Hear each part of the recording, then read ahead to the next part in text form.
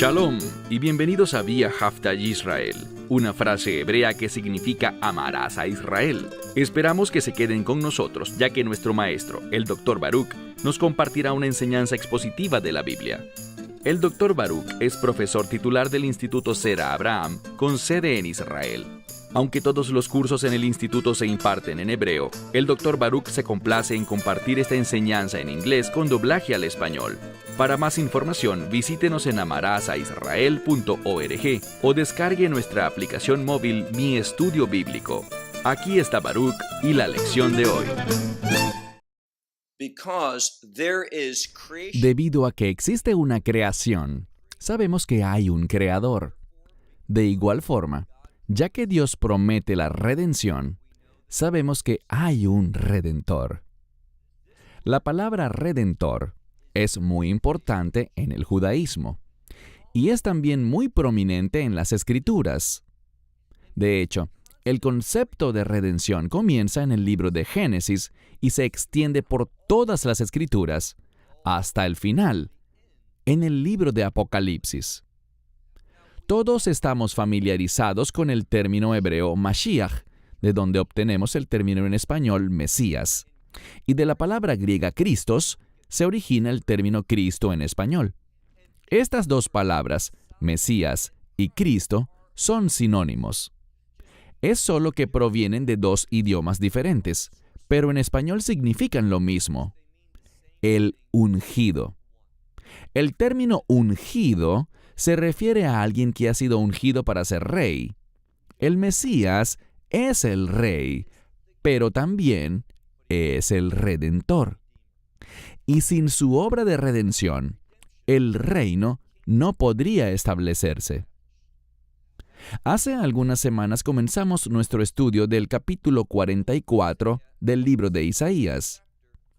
Hemos tenido 2 lecciones sobre ese capítulo y ahora, en esta sesión, llegaremos a su conclusión.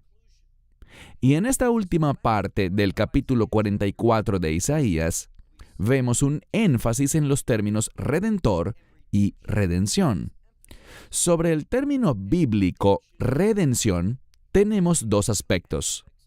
De hecho, en hebreo, para hacer una distinción entre estos 2 aspectos, hay 2 palabras diferentes. La palabra pedut se refiere al pago que hace que el resultado, giulah, el resultado de la redención, sea posible. Isaías revelará algo muy significativo. Nos hablará de la obra de redención desde el punto de vista de su profecía. Él nos revelará que esa obra debe venir primero y después de eso es que se obtienen los resultados de la redención. ¿Y cuáles son los resultados de la redención? Los resultados son el establecimiento del reino y todas las maravillosas promesas y bendiciones que vienen dentro del reino. Dicho esto, toma tu Biblia y ve conmigo al capítulo 44 de Isaías. Comenzaremos con el verso 21. En la segunda sesión de este capítulo, en lo que estudiamos en la lección anterior, vimos que Isaías habla de la inutilidad de la idolatría y también de la maldad de la idolatría. Y por eso, al inicio de la tercera y última parte, él escribe: acuérdate de estas cosas. Acuérdate de la inutilidad. Acuérdate de que la idolatría produce cosas malas y también traerá el juicio de Dios. Dice aquí: acuérdate de estas cosas, oh Jacob. En hebreo, Yaakov. Y también dice, Israel. Tanto el término Jacob como Israel se usan aquí. Acuérdate de estas cosas, oh Jacob, y oh Israel, porque mi siervo eres. Es muy importante que veamos que, una vez más, Dios está reafirmando al pueblo judío. está utilizando el término Jacob e Israel para referirse al pueblo judío como su siervo. Como dije, este pasaje está relacionado con la redención, e Israel está en estrecha relación con la redención. Y cuando digo redención en este pasaje, no es tanto en referencia a la obra de redención, a lo que hizo el Mesías. Él es el Redentor, a lo que hizo hace 2000 años en ese madero, sino que aquí el énfasis está, más bien, en el resultado de la redención, en las bendiciones del reino, en el establecimiento del reino para que se puedan disfrutar las promesas de Dios. Sigamos leyendo. Acuérdate de estas cosas, oh Jacob, y oh Israel, porque mi siervo eres tú. Te he formado, siervo mío eres, oh Israel. Y luego él dice, y no serás olvidado por mí. Así que Dios está recordando algo. Él no se está olvidando de Israel, su pueblo de pacto, las promesas que ha hecho y lo que dijo con respecto a Israel, a saber que Él usará a esa nación para ser su instrumento de bendición, para que sus promesas puedan cumplirse. Esto simplemente concuerda con lo que habló el Mesías cuando le dijo a Israel, no volveré otra vez, es decir, la segunda venida, con el propósito de levantar y establecer el reino de Dios. Él dice, no volveré hasta que proclames, bendito el que viene en el nombre del Señor, hasta que Israel tenga un cambio espiritual y le suplique a Dios por el Mesías. Lamentablemente ese cambio no será fácil ni rápido. Ese cambio será provocado por un intenso sufrimiento, problemas, dificultades, pruebas, persecución. Y sin embargo, Dios permitirá tales dificultades para que Israel vuelva su mirada hacia Él, para que Israel recuerde sus promesas de enviar al Mesías e iniciar el resultado de la redención. Y, como dije, el resultado de la redención es este concepto del reino.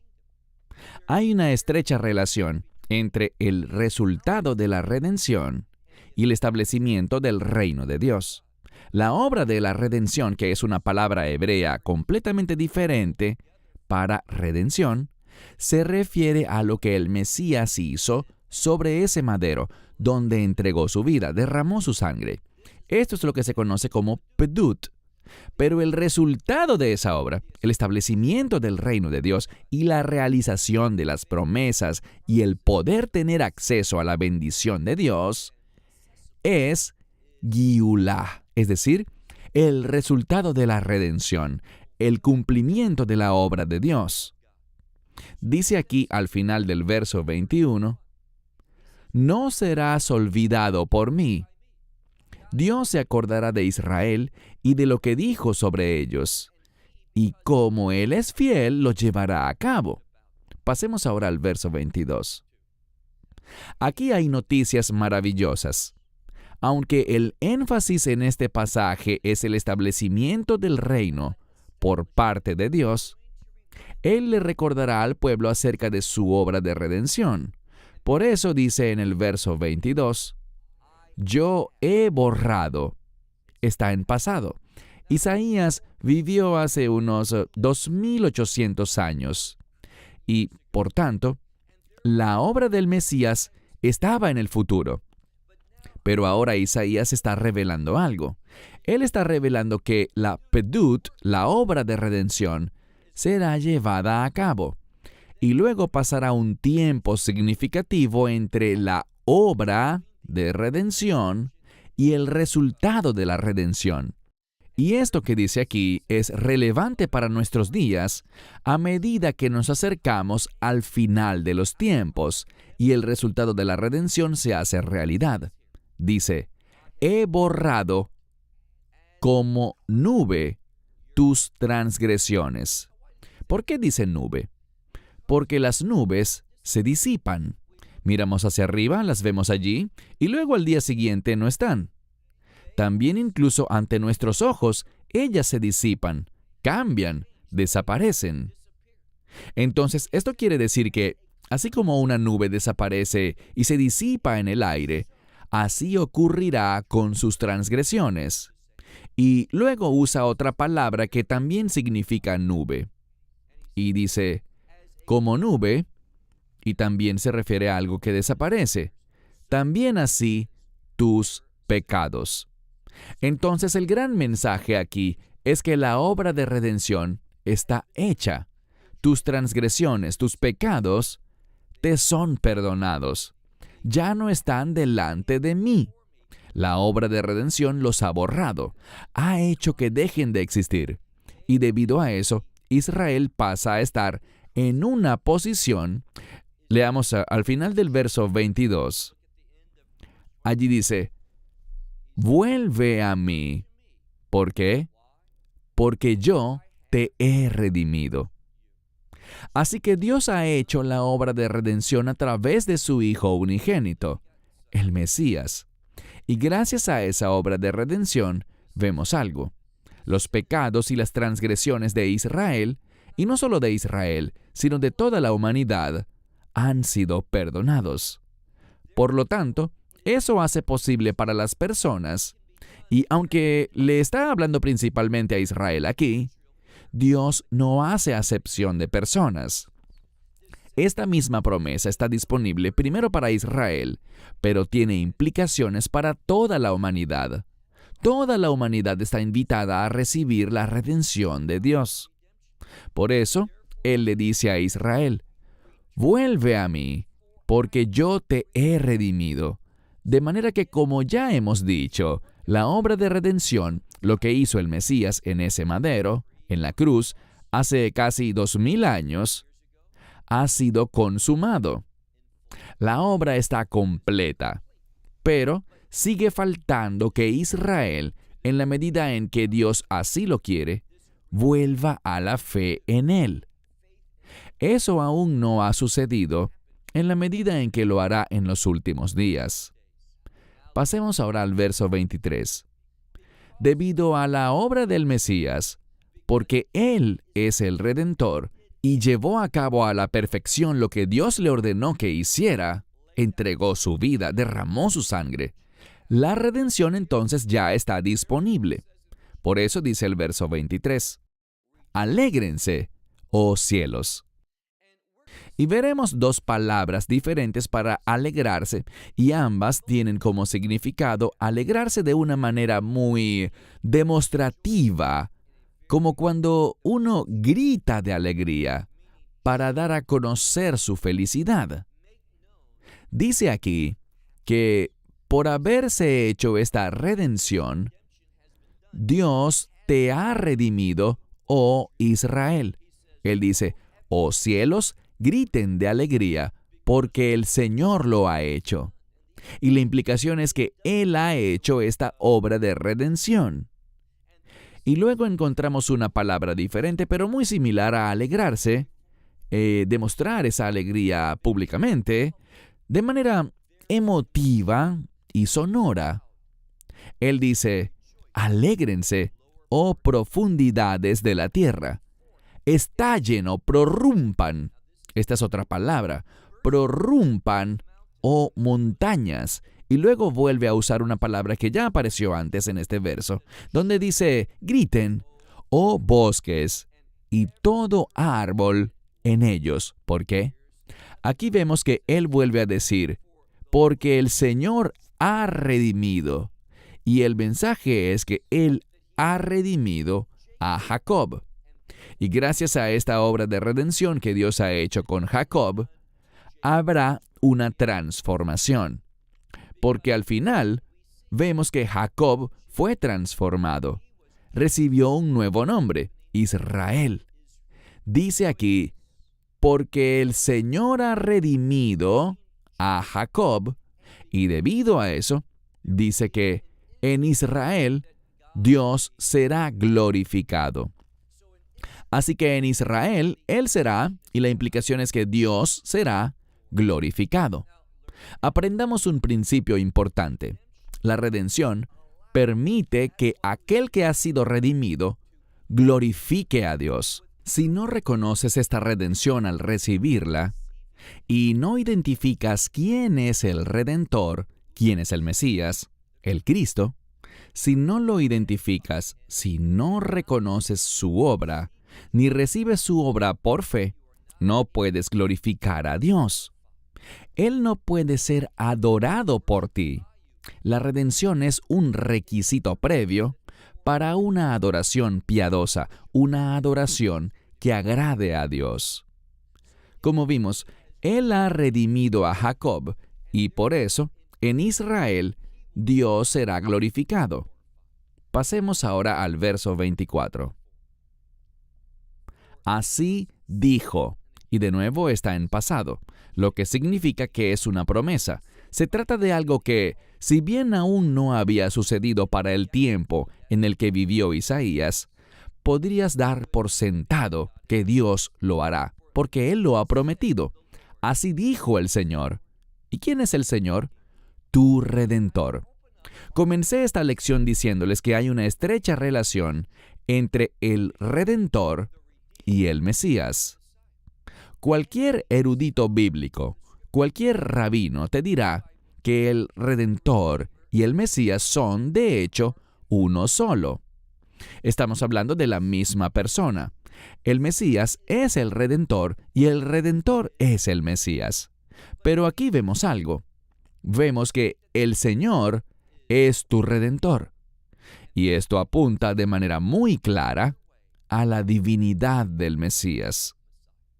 Algunos se limitan a decir que, como es un plan del Señor, por eso se le llama Redentor.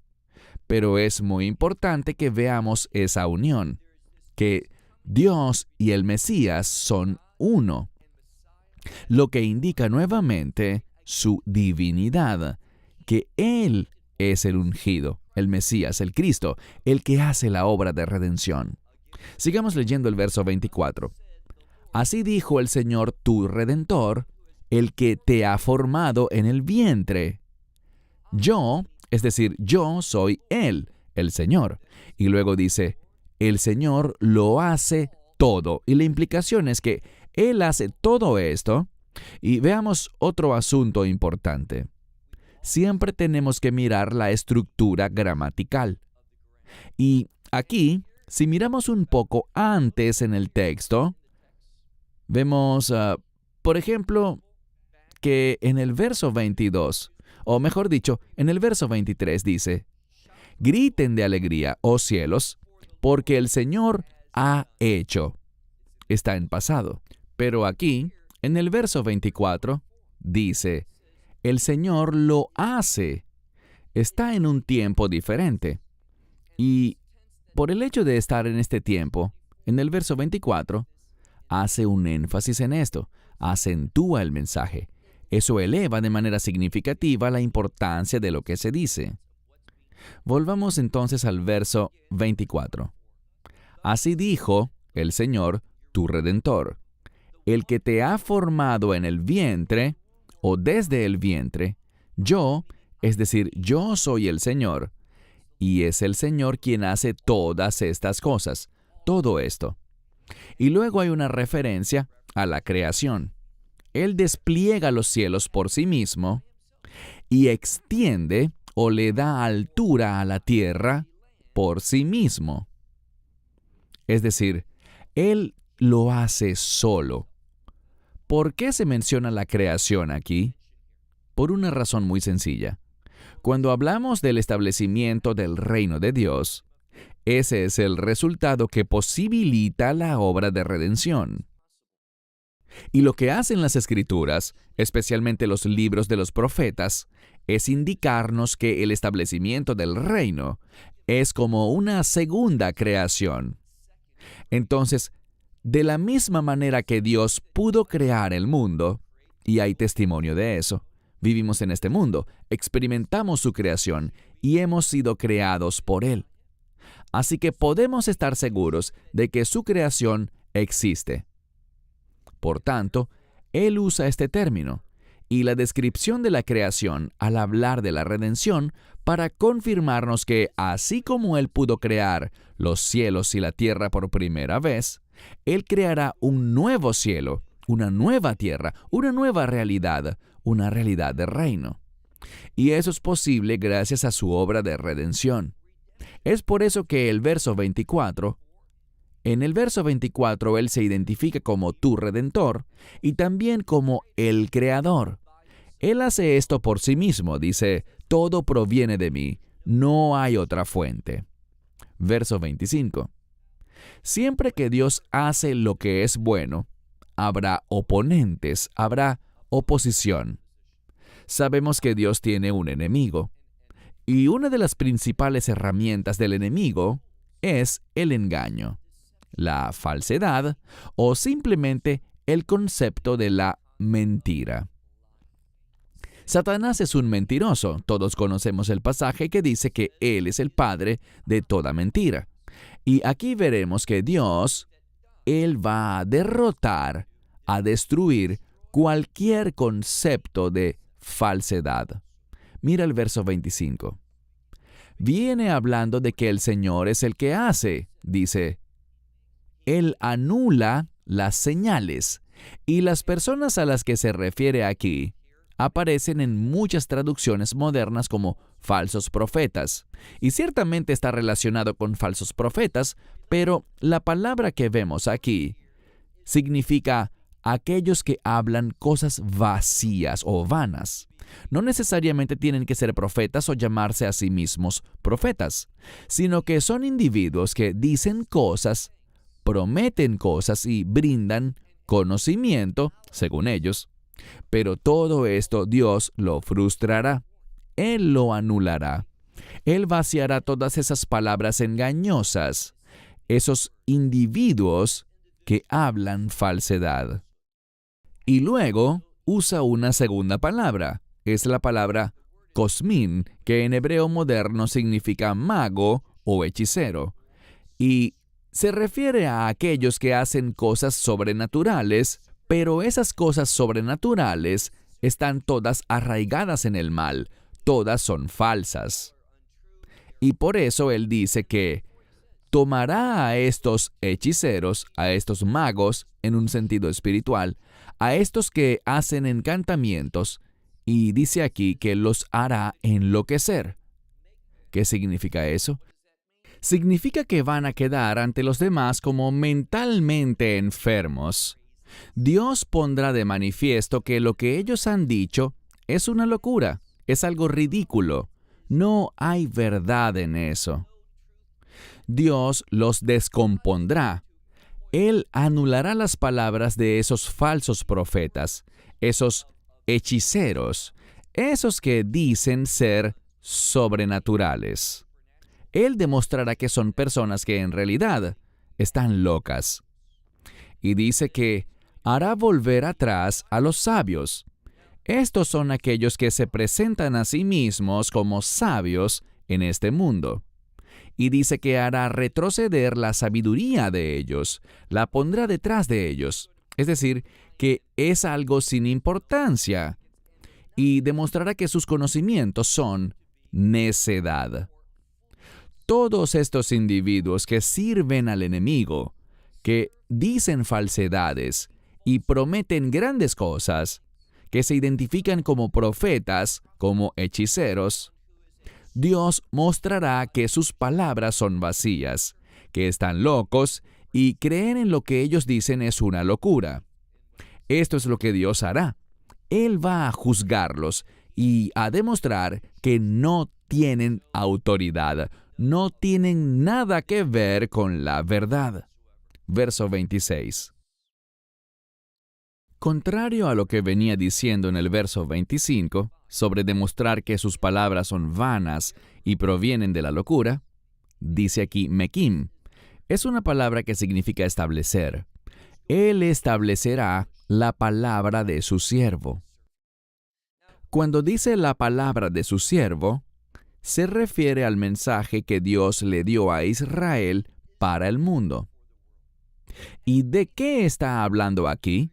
Sencillamente está hablando del mensaje contenido en este libro. Él lo cumplirá. Él hará que se establezca.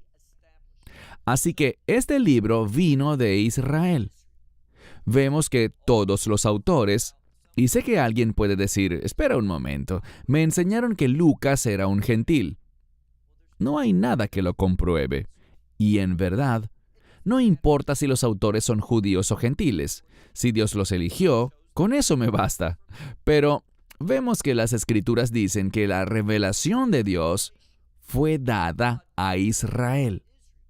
Y la única razón por la que algunas personas en el cristianismo dicen que Lucas tenía que ser un gentil es porque el Evangelio de Lucas pone énfasis en el mundo, es decir, en todas las naciones. Y lo que no entiendo es, ¿por qué una persona judía no puede hacer énfasis en el mundo? Dios ha creado a Israel para ser de bendición a las naciones. Y cuando miras y examinas el Evangelio de Lucas, ¿sabes lo que encontrarás? Que Lucas era muy conocedor de la tradición judía. Así que no veo razón alguna para decir así a la ligera que Lucas tenía que ser un gentil. Hay evidencia bíblica de que los autores de la Biblia, todos eran judíos. Sigamos leyendo el verso 26. Él establecerá la palabra de su siervo y el consejo de sus mensajeros. Estos serían los profetas. Y el consejo de sus mensajeros, Él lo cumplirá o lo llevará a cabo. Él establecerá la palabra de su siervo y el consejo de sus mensajeros, Él lo llevará a cabo, lo perfeccionará, lo hará realidad. Él es quien dice a Jerusalén, sé habitada. Esta simplemente es una verdad profética.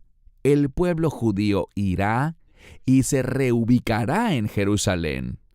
Y eso está pasando.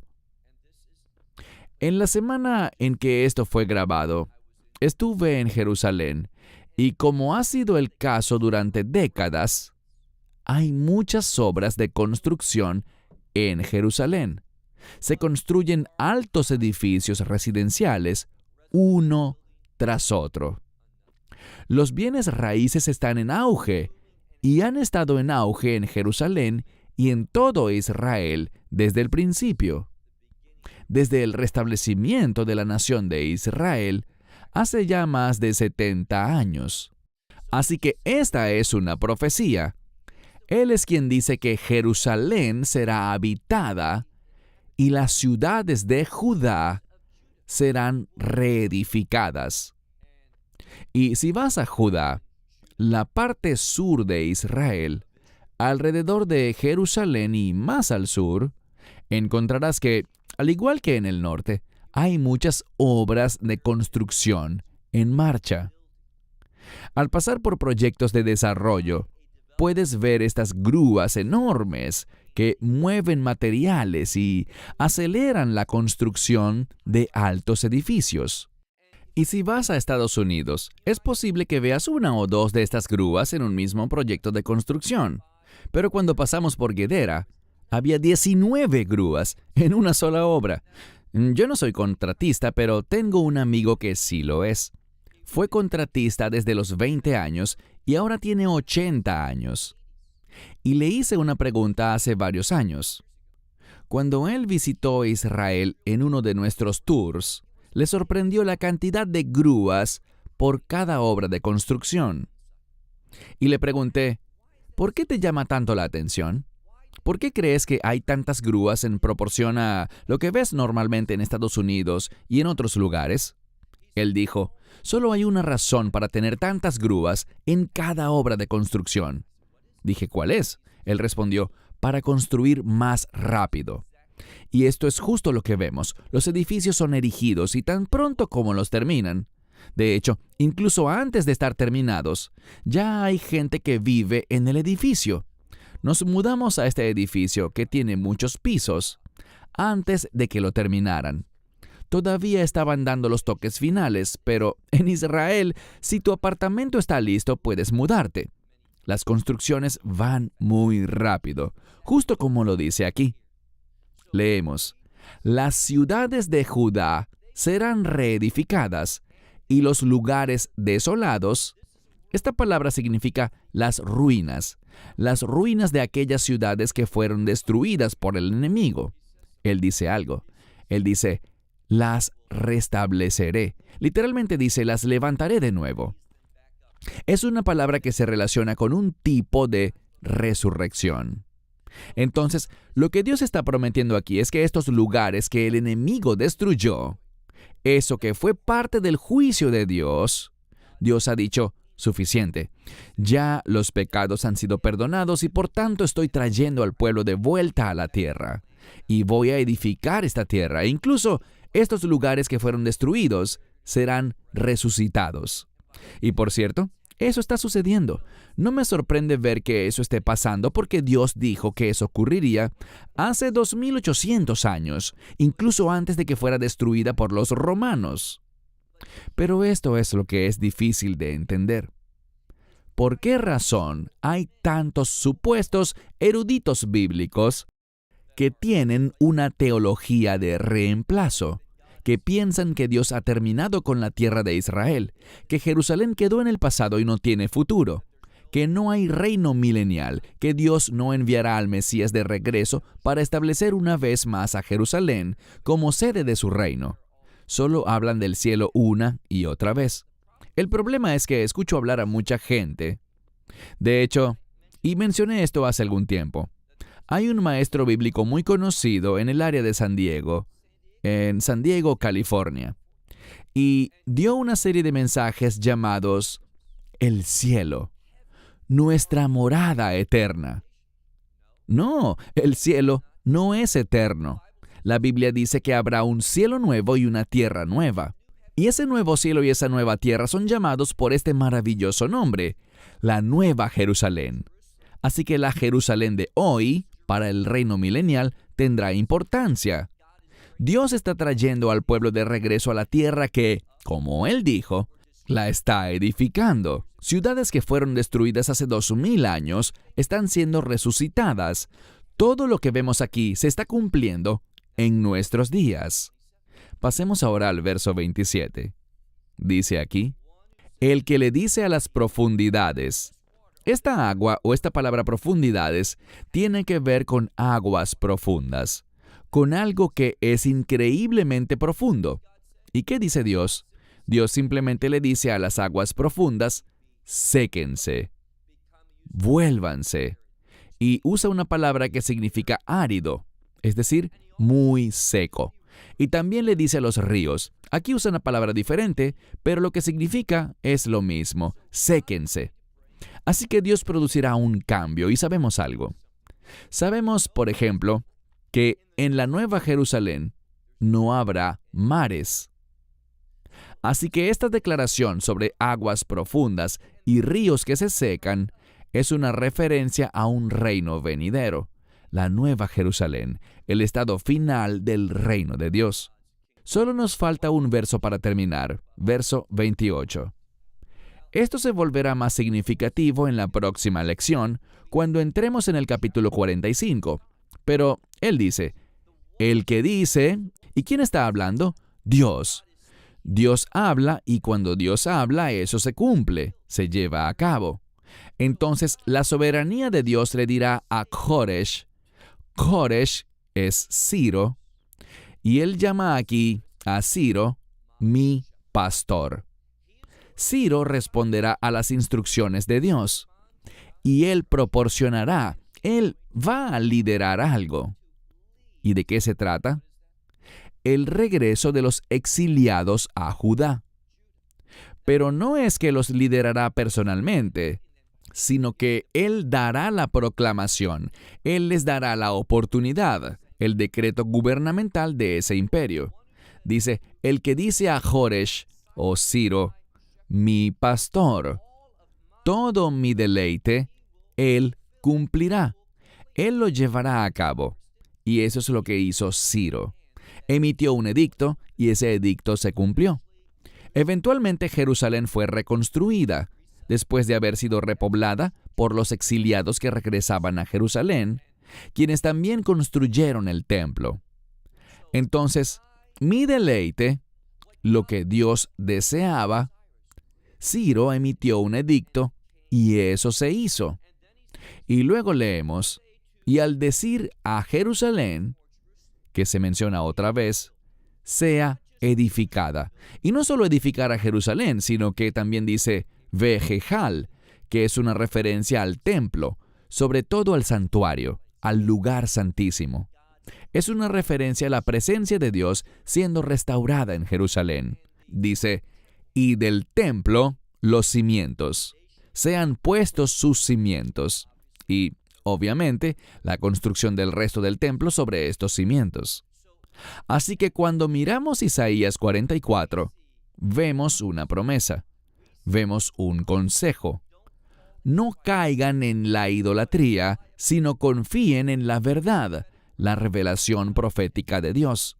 Y luego vemos que Dios es fiel, no solo por haber hecho la obra de redención, la pedut, sino también porque producirá el resultado de la redención, que es el restablecimiento, la edificación, la resurrección de las ciudades de Israel, para que éstas puedan ser habitadas.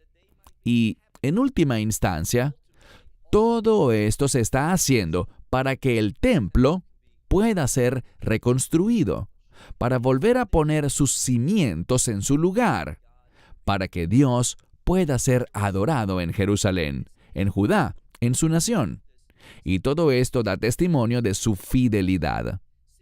Verán, la razón principal por la que alabamos a Dios, adoramos a Dios, es por quien Él es. Eso es suficiente. Pero también es maravilloso ver, y es algo que nos hace estar agradecidos, su fidelidad con nosotros.